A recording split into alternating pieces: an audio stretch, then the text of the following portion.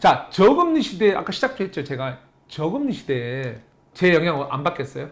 과거에 우리가 박근혜 정부에서 재건축 완화해주고 국교 조례를, 그 다음에 이제 많은 재건축들이 지금의 정부의 뭐 정책 실책으로 해서 막 올랐다는데, 물론 일부 그럴 수도 있는데 모든 복합적이죠. 저금리가 이 도심재생 사업 갈 때 제일 상당히 중요한 여건 중에 하나예요. 원래 고금리면 수익성이 좋을 수가 없어요.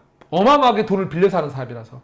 재건축, 재개발은요 정말 우리나라 시스템 돈을 다 빌려서 해요. 뭐 지금 이제 사업 못 가고 있는 둔촌주공 예를 들게요. 저금리니까 살아남겠죠. 그 전에 헬리오시트 마찬가지고. 저게 만약에 옛날에 뭐 2008년도처럼 뭐 4.5%, 뭐 5% 넘어가고, 생각해보세요. 만약 저금리 아니라면.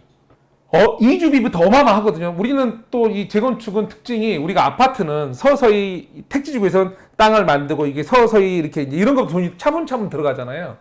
근데 재건축은 먼저 이주가 먼저잖아요. 이주할 때 돈이 제일 많이 들어, 이주비. 이주비 얼마씩 받는지 아시죠? 강남에서. 어마어마한 돈이 이주비가 나와야 되는데, 이주비가 만약 저금리가 아니고 고금리라면 사업성은 엄청나요. 진짜 어마어마합니다.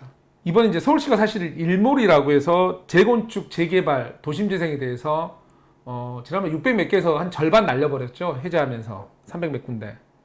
그래서 이제 기한을 줬었고, 시간이 너무 오래 걸린 것들. 그러니까 저게 합의가 잘 안 돼서, 보통 이제 조합원들 간의 얘기니까요. 그래서 여러 가지 이유에서 기한을 못 지킨 것들은 해제시켜버렸어요, 구역을. 뭐 구역 해제하면 사람 못 가냐고? 못 가요. 주민이 김씨, 이씨, 박씨 뭐 이렇게 몇 명이 바꿔서 10명이 모여서 우리도 헌집이 사는데 새 집 좀 가져보자. 합의를 보죠. 근데 중간에 어떤 사유가 생긴 사람이 나와요. 나 저기 어디 딴 데 이사 가야 되는데 어쩐데. 그럼 이 사람이 빠지면 원래가 설계를 그 땅 전체에 잡았다가 이 사람이 빠지면 그 땅이 빠져버리잖아요. 사업이 못 가잖아요. 그러면 다른 사람도 손실만 생기잖아요. 그래서 합의가 딱 끝나면, 조합 결성과 합의 끝나면 이제 추진하면 구역을 지정을 해주죠.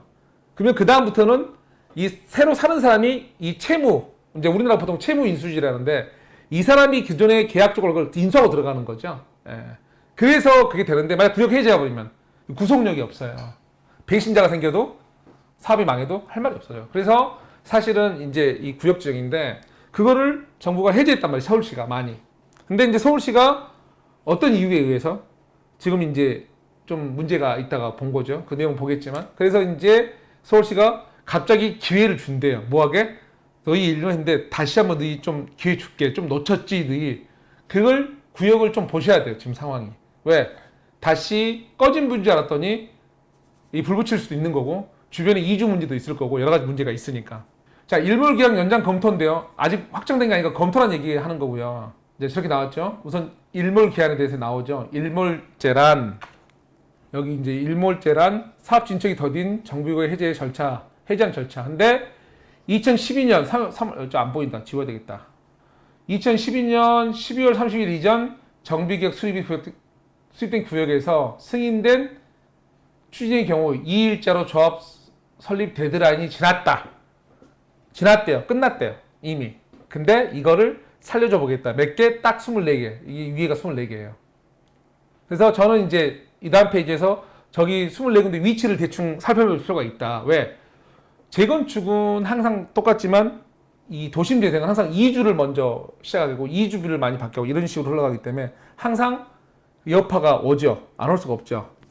이거를 마크를 좀 했어요. 아까 24군데를 다 하니까 여의도 쪽에 뭐 한 두 군데, 여기까지 하면 세 군데인데 양평 쪽과 이쪽이 있고, 이제 개수 좀 보여드리는 거예요. 좀 다수가 이쪽, 의외로 청량역 근처가 강해 보여요. 뭐가 한 5군데 있어요.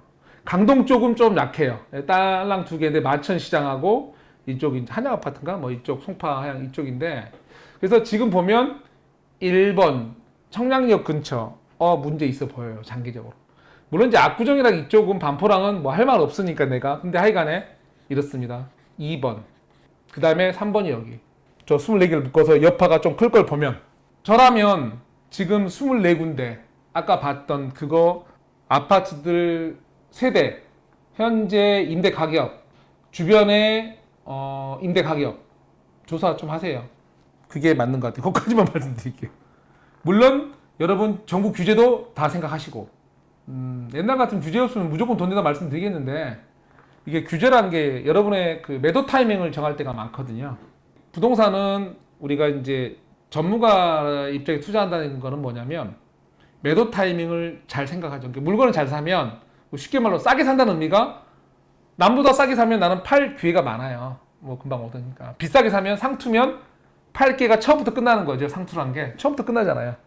예. 그래서 이제 이런 게 되게 중요한데 규제란 건 뭐냐면 그런 매도 타이밍을 조절시켜버리고 약간은 이제 죽인다 그럴까? 예, 그런 게 많아서 분명히 아까 말한 그런 구역을 찾아봐야 되는데 유의하시되 근데 조사할 필요 있습니다. 미리 말씀드리지만 조사하시고 저 지역에 지금 뭐 규제가 어찌 됐든 간에 지금 이 지역에 주변에 임대로 거주하는 분들은 만약에 저게 검토해서 오케이 떨어지면 고민을 하셔야 됩니다. 특히 여기 서울 거주하는 분들의 임대가 다 조사해서 하셔야 돼요. 뭐 이거 투기란 말은 아닙니다. 근데 임대 방어나 이런 걸 좀 하실 준비로 하시는 게 맞습니다. 여기까지 말씀드리는 게 이건 여기 현장 맞는 것 같아서 초저금리 시대가 재건축에 주는 장점을 보면 장점이 변했는데 원래 수익성이 올라가요. 우리는 이주비부터 막대한 돈을 끌어서 하는 사업인데 또 사업 기간도 길죠. 근데 이자가 막 쭉쭉 떨어지면 당연히 조합원이 가져갈 수익이 커져야 되겠죠. 이론상으론. 근데 그거를 뭐 건설사 분들 죄송한데 건설사 1번 플레이 중 이상한 분들 다 빼가죠. 사실은 초저금리 시대에 재건축 대단지 수익성 커져야 되거든요. 그다음 속도. 당연히 여기 때문에 수익성이 커져서 분양성이나 모든 면에서 약간 낮춰도 분양가를 낮춰도 수익성이 보존이 되거든요. 그래서 당연히 도장 찍기 좋죠.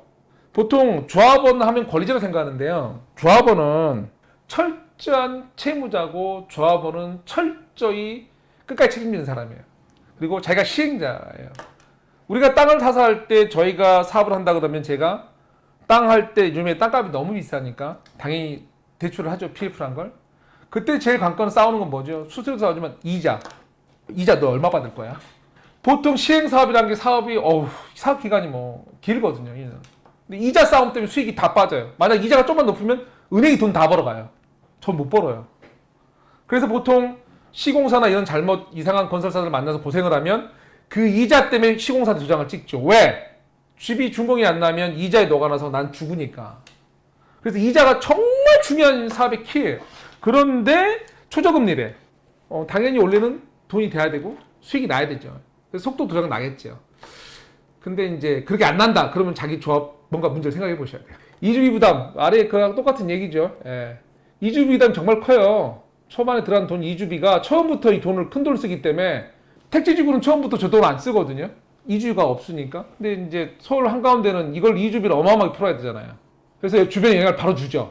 이주비 엄청난 이주비라고 임대 밀어내고 임대가 올라가고 아까는 매도 타임 말씀드렸죠. 규제 왔을 때. 그래서 이제 규제가 온다 이거고. 그래서 정부가 지금 아니 서울시가 저렇게 완화를 시켜서 초저금리니까 속도를 낼 거예요. 만약 서울시가 정말로 연장해주면 속도 날 거예요. 그런데 매도 타이밍 걱정하는 소리는 뭐다?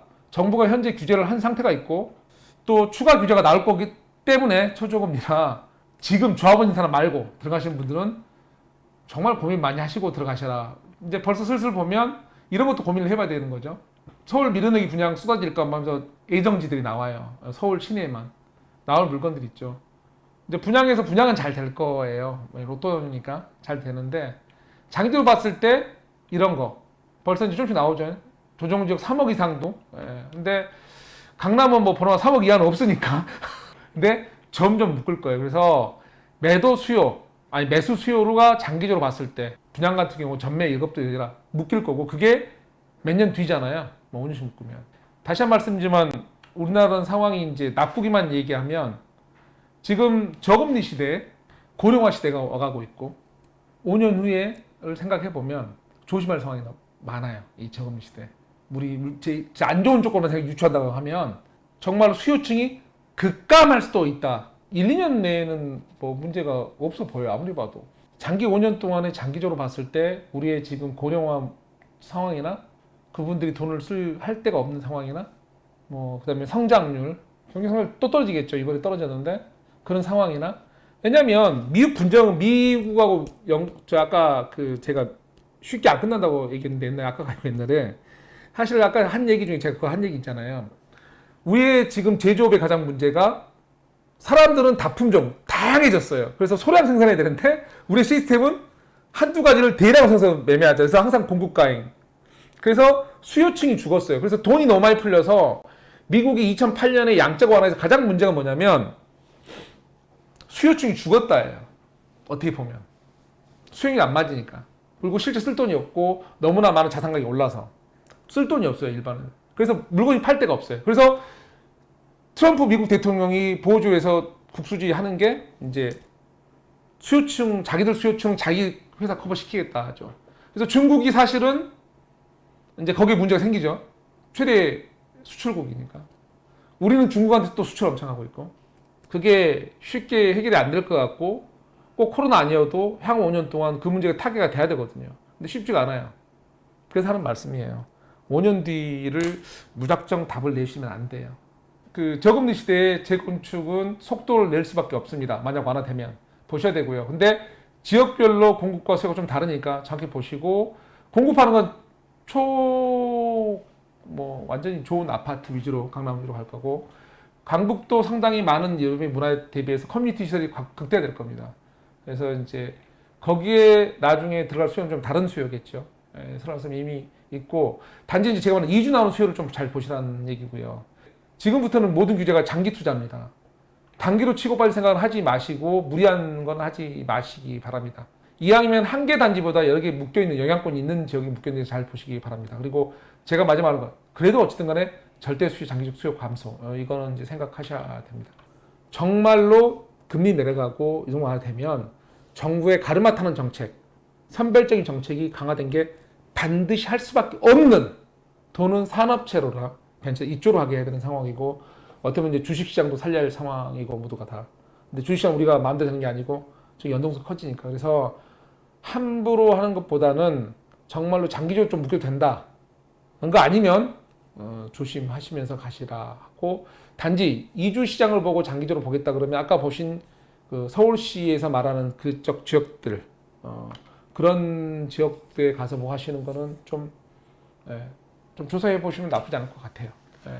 알림 설정 좀 많이 해주시고요. 주변에 저 다시 돌아와서 열심히 하는 중이니까 좀 홍보 많이 해주시기 바라고 그 MGI 저기 아이디죠 뭔데 그 질문 그 댓글 안에 좀 큰 그림들 있잖아요. 그런 궁금한 질문 좀 달아주세요. 다른 질문 좀 받은 것도 제가 다음 주에 동영상 준비해서 내보낼 거거든요. 그래서 구독자님 질문이 제가 하고 싶은 말보다 더 필요한 게 많더라고요. 그래서 그런 질문 주니까 좀 질문을 댓글 많이 달아주시기 바랍니다. 오늘도 감사합니다.